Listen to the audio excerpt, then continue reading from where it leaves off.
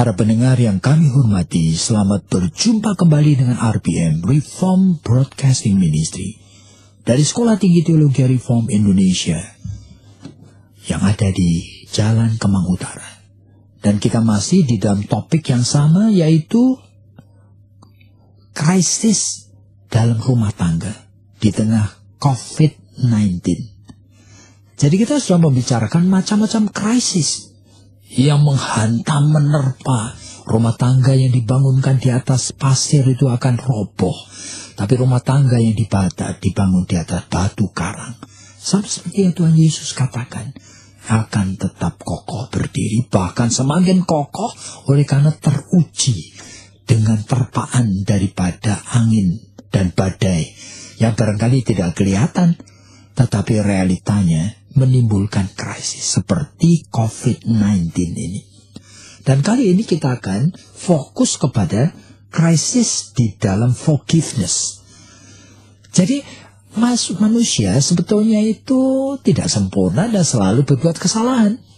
Dan sekarang persoalannya, ada orang-orang yang gampang memaafkannya, ada orang yang sulit.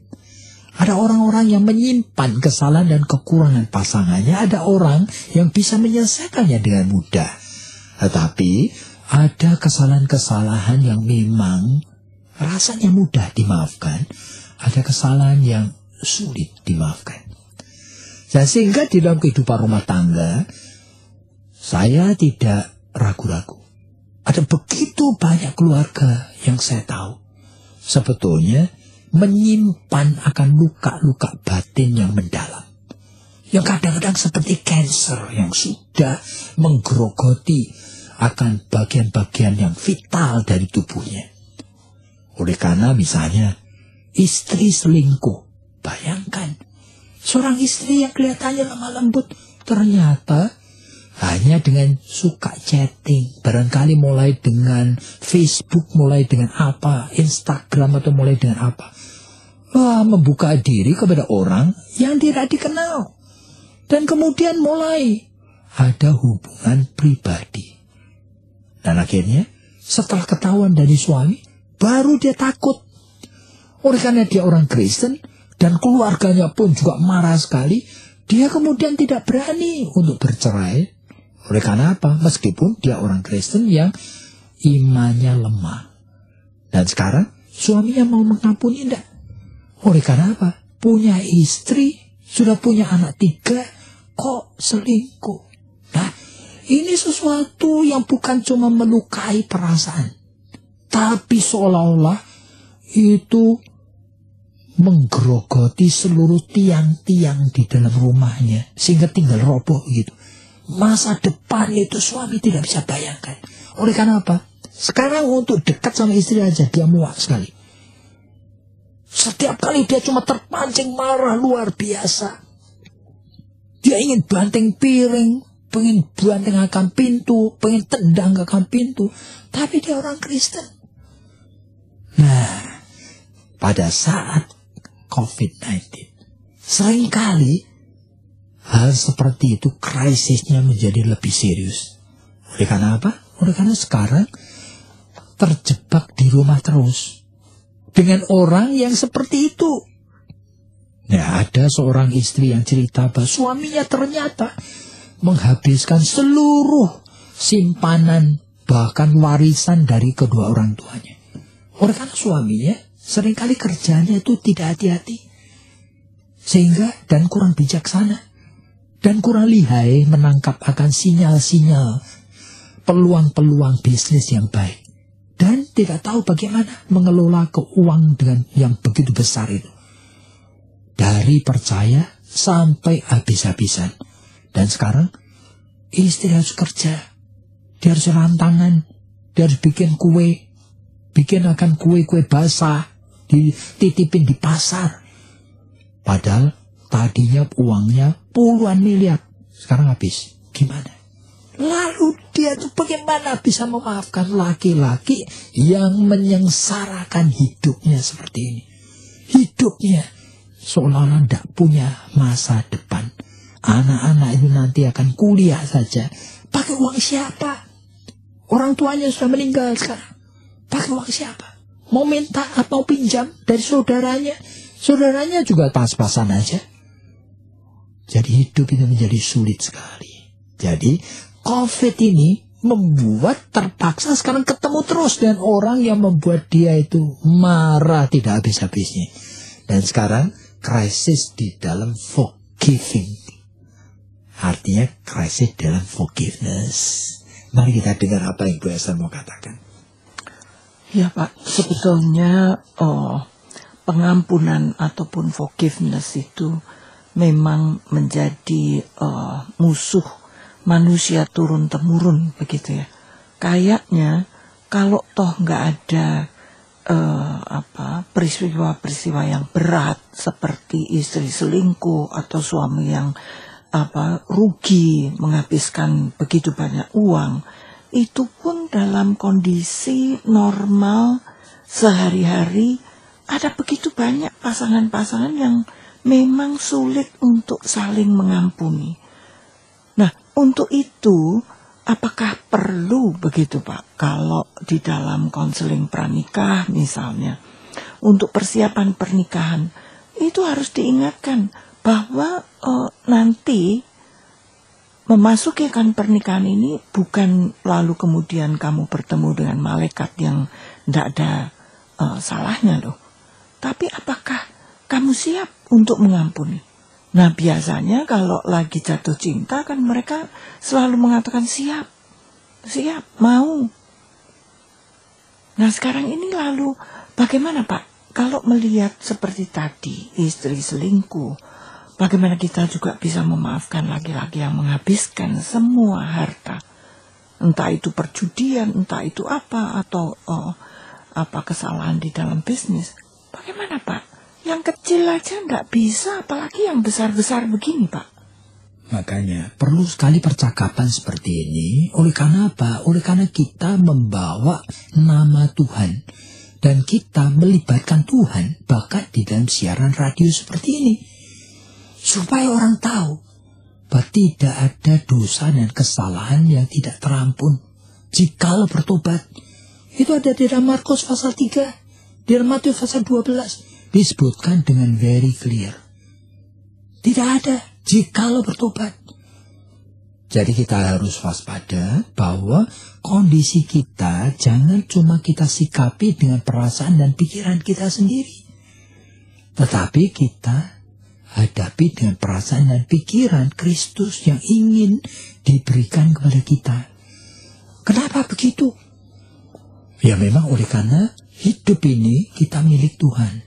Sehingga oleh karena hidup ini milik Tuhan, ya kita ingin supaya disesuaikan dengan apa yang Tuhan kehendaki. Berarti kalau sudah ada kesalahan yang sangat fatal sekalipun, kita mesti berdamai dengan Tuhan.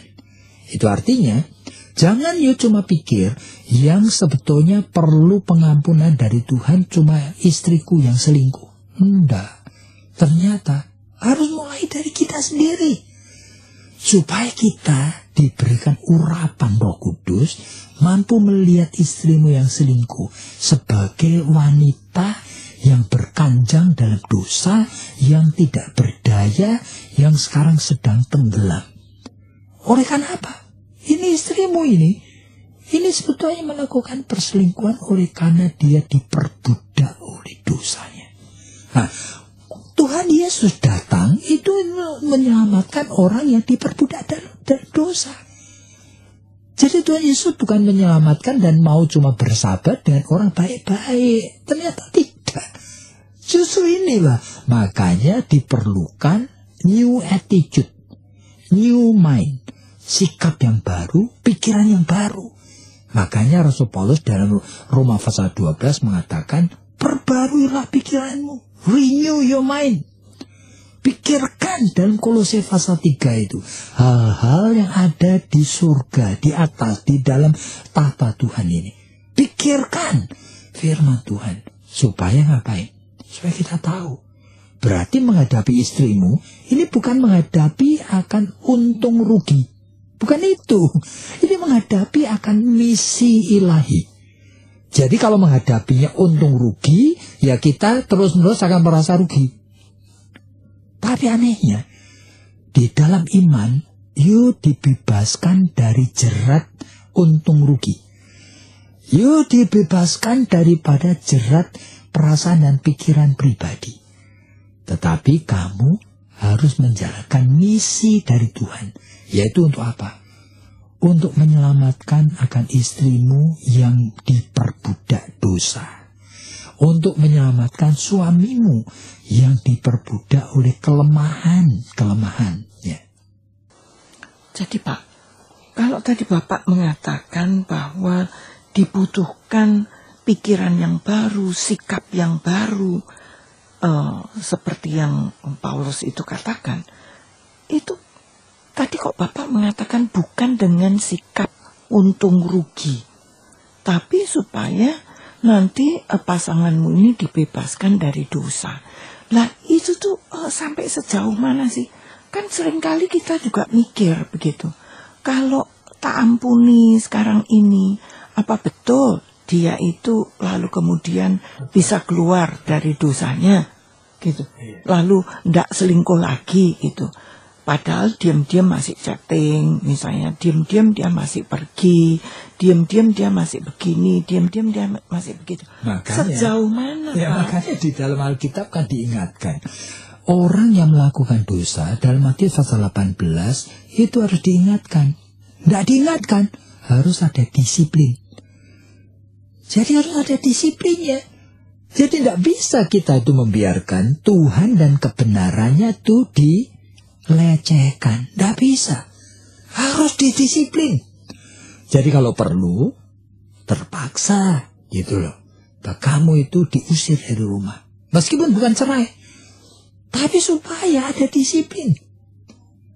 Tapi ada kelemahan-kelemahan yang sebetulnya understandable. Seperti tadi, suami menghabiskan uang, lalu kita lihat, oh prosesnya begini. Misalnya aja, sebetulnya setiap kali suami itu mau tanam modal, itu sebetulnya juga sepengetahuan istrinya. Sudah rundingan dan istrinya boleh. Nah itu berarti sebenarnya itu understandable. Ternyata keliru lagi. Akhirnya uangnya habis. Nah sekarang mau nyalakan suaminya, tidak bisa. Jadi ada yang understandable, ada yang sebetulnya tidak understandable. Dan perlu disiplin. Nah, bagi suami seperti tadi, baru kita tahu. Disiplinnya adalah, seharusnya saya tidak membuang mutiara pada babi. Itu artinya, di dalam Alkitab kan diingatkan. Jadi kalau kamu itu memberikan mutiara, kamu harus tahu. Orang itu bisa menghargai apa enggak. Ternyata uang yang jumlahnya 10 miliar dikasihkan orang ini, dia enggak ngerti. Dia menganggapnya itu bisa seolah-olah dipakai seperti uang jajanan aja. Enggak bisa. Ini adalah nasib seluruh keluarga. Jadi jangan bodoh. Sebagai istri jangan bodoh. Nah ini persoalannya. Sehingga perlu sekali konseling. Tapi kan begini Pak. Tadi Bapak juga mengatakan untuk kesalahan-kesalahan yang fatal dari pasangan, itu kan kita sendiri harus ada urapan dari Roh Kudus. Nah itu gimana Pak? Wong kita ketemu aja kayaknya sudah pengen marah. Nah, ya justru itu. Sebetulnya tiap pribadi itu bertanggung jawab sendiri di hadapan Tuhan. Jadi seperti tadi, suami istrinya selingkuh. Jangan setiap kali ketemu Tuhan membawa istrinya yang selingkuh itu dengan kejengkelan, kemarahan, kebencian. Jangan. Itu adalah antara you dan Tuhan. Kebetulan ada masalah istri seperti ini. Jadi kita tuh harus bisa memisahkan. Begitu kita di-link secara spiritual dengan Tuhan, Tuhan nanti kehadirannya kita rasakan. Bijaksana dan kuasa itu akan hadir dalam diri kita. Sehingga kita melihat istri dan dealing dengan dia sekarang dengan benar. Jadi saat saudara-saudara mendengarkan ulasan seperti ini, mungkin muncul berbagai macam pikiran dan saudara mungkin ingin mengajukan berbagai macam pertanyaan. Silakan ajukan pertanyaan kepada kami dan kami akan menyediakan konselor yang mau listen supaya kita bisa menyelesaikan dengan lebih tuntas. Silakan hubungin kami dengan nomor telepon 7943829. Atau jika saudara ingin join dengan kami studi di STTRI, silakan hubungi 7990357. Ya, Tuhan memberkati Anda.